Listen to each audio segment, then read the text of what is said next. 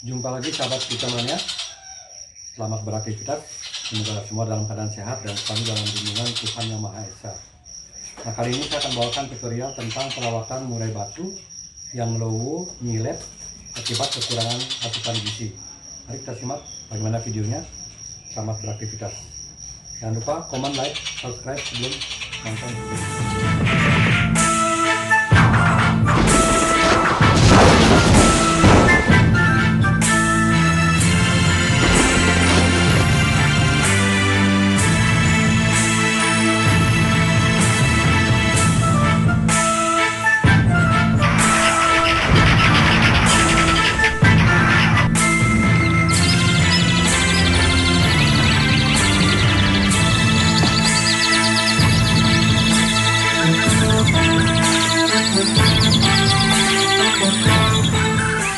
Selamat bersua kembali teman-teman pencinta burung, khususnya pencinta murai batu. Kali ini saya membeli burung dari seorang teman dengan kondisi yang seperti ini. Adalah salah satu burung yang tidak terawat, terabaikan karena ditinggal kerja, sehingga perawatannya asal-asalan. Nah, ini adalah murai batu yang kondisinya nyilet, kurang asupan, dan sangat lemas. Sungguh menyedihkan sekali, teman-teman.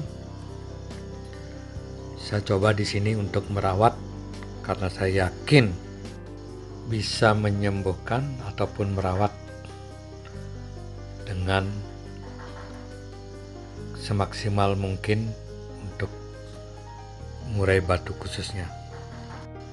Nah, adapun harapan saya untuk teman-teman pencinta burung, jika kita memelihara murai batu, tentu hal-hal yang perlu diperhatikan adalah seperti embun pagi, pemandian, penjemuran, dan pakan yang berkualitas. Nah, kita bisa lihat di sini. Setelah dimandikan, kondisi murai batu seperti ini. Kita bisa melihat dari segi bulu setelah dimandikan basah kuyup, artinya burung itu tidak beres. Bisa karena sakit, overbirahi, ngelowo, dan tentunya tidak sehat. Napas ngos-ngosan, sayap turun, dan kurang aktif. Nah, di sini saya awali dengan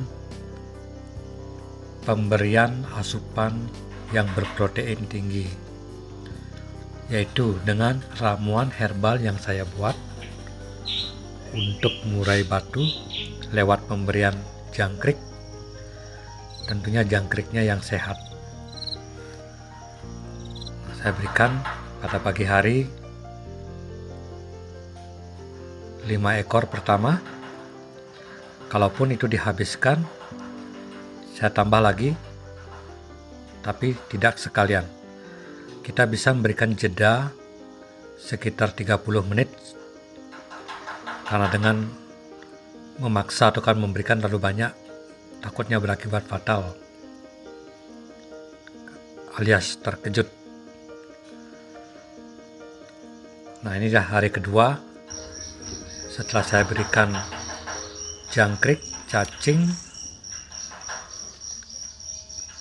Sudah ada reaksi di sini. Ini pada hari kedua. Tentunya saya memandikan 2 kali karena burung ini rasanya tidak terawat, tidak pernah dimandiin. Saya mandikan pagi sekitar jam 9, kemudian sore jam 4. Kandang saya bersihkan, dan pemberian minyak ikan untuk murai batu yang sakit ataupun yang tidak bertenaga. Di sini saya memberikan minyak ikan lewat jangkrik dengan cara disedot dengan spade. Nah, setelah cairan masuk ke spade, kita ambil jangkrik dengan cara menyuntikkan. Ini saya lakukan hari kedua. Setelah hari pertama saya mengambil murai batu ini, saya berikan jangkrik di hari pertama. Di hari kedua saya berikan jangkrik juga dan minyak ikan. Tentunya di sini kita memilih minyak ikan yang bagus, bukan yang asal-asalan. Saya biasanya memilih minyak ikan yang mengandung omega, yaitu minyak ikan hiu ataupun salmon bisa saja. Kemudian saya masukkan ke jangkrik. Kita sudah bisa melihat di sini reaksi dari murai yang tadinya ngelowo ataupun bulunya berdiri. Sudah bisa melihat reaksi di sini. Nah, gerakan sudah agak lincah. Ini baru hari kedua. Oke. Di sini saya memberikan jangkrik 5 ekor. Kemudian dikasih jeda sekitar 30 menit. Saya memberikan jangkrik lagi sekitar 3 ekor.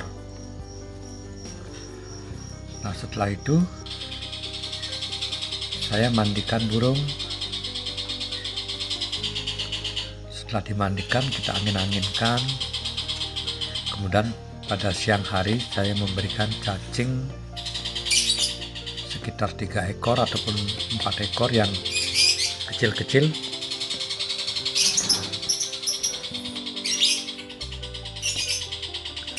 Nah, kita bisa lihat di sini perubahan sedikit. Ini di hari ketiga sudah bisa makan cacing dan agak bertenaga, tapi masih lemas. Di hari ketiga masih lemas dan kelihatan bulunya masih berdiri. Saya lakukan lagi untuk perawatan yang sama. Nah, ada yang pertanyaan mungkin kenapa saya menangkap murai ini untuk dimandikan. Karena murai ini belum bertenaga. Dia masuk keramba agak susah dan juga waktu kembalinya agak susah. Di sini saya mengecek setiap hari untuk perubahan yang ada pada tubuhnya, yaitu di dadanya saya cek yang tadinya nyilet sekarang sudah agak berisi. Saya lanjut lagi pada hari keesokannya untuk mengecek setiap saat.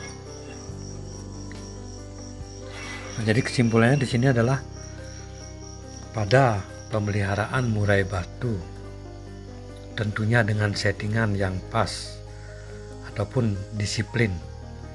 Misal seperti settingan, mungkin kita berikan 7 ekor pagi, 7 ekor sore dengan pemberian pur juga.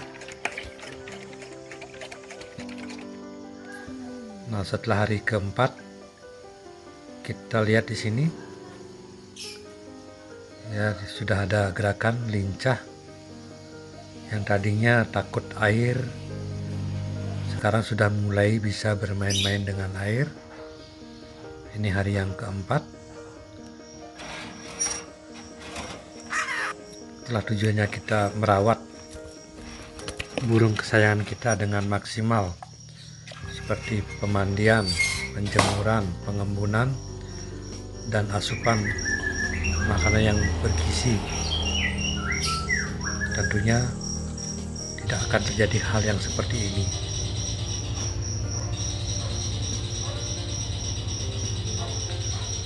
Nah, untuk masukan saya, siang harinya setelah dimandikan kita angin-anginkan.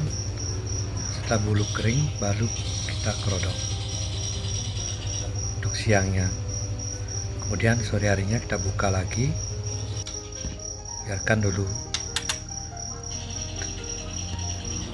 melihat situasi sekitar 1 jam. Kita buka misalnya jam 3 sore,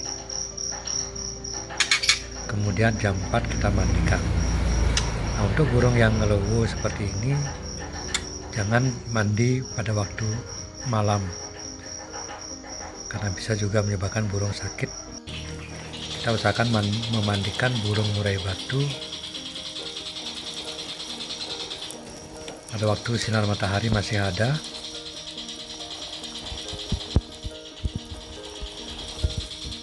Dan selalu memeriksa keadaan ataupun kondisi burung.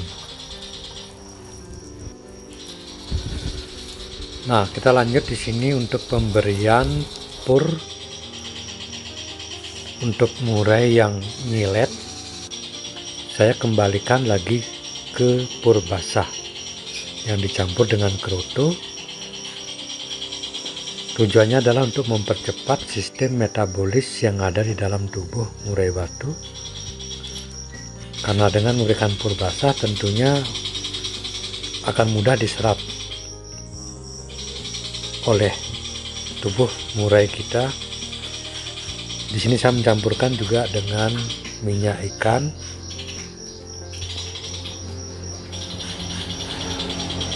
Yang kaya akan vitamin. Dengan pemberian pur basah dan minyak ikan serta kroto, saya jamin burung makan lahap. Nah, kita bisa lihat di sini juga untuk makan murai batu yang nyilet ini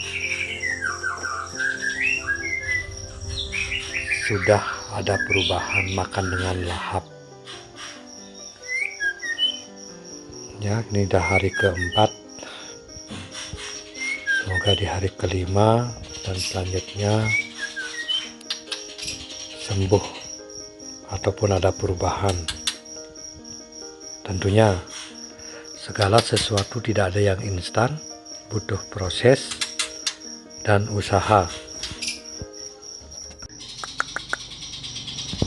Nah, ini adalah hari yang ke-6, di mana murai batu yang kemarin mengalami kemajuan yang sangat pesat.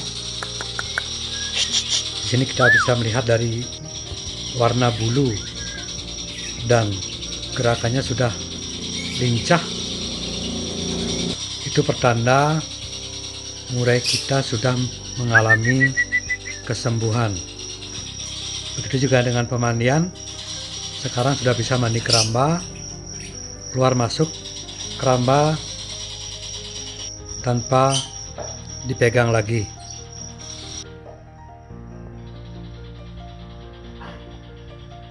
Oke, sahabat kicauannya,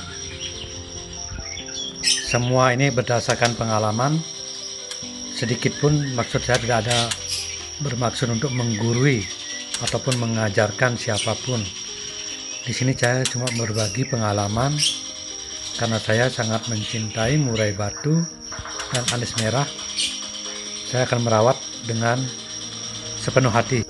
Jadi kesimpulannya di sini adalah cacing, jangkrik yang diberikan herbal, begitu juga dengan minyak ikan, kroto, mampu menyembuhkan murai batu yang ngelowo ataupun nyilet. Dan untuk cacing saya sangat merekomendasikan karena saya belajar dari anis merah. Jika sakit, dulu saya memberikan cacing yang banyak untuk anakan sehingga anis merah itu sembuh. Dan kini saya terapkan untuk murai batu dan ternyata membuahkan hasil yang gemilang. Oke, sahabat kicauannya, semoga bisa bermanfaat. Saya di sini hanya berbagi pengalaman. Semoga bisa kita merawat burung dengan baik, maksimal dengan hasil yang gemilang. Jangan lupa komen, like, subscribe untuk video selanjutnya tentang burung dan bonsai. Terima kasih.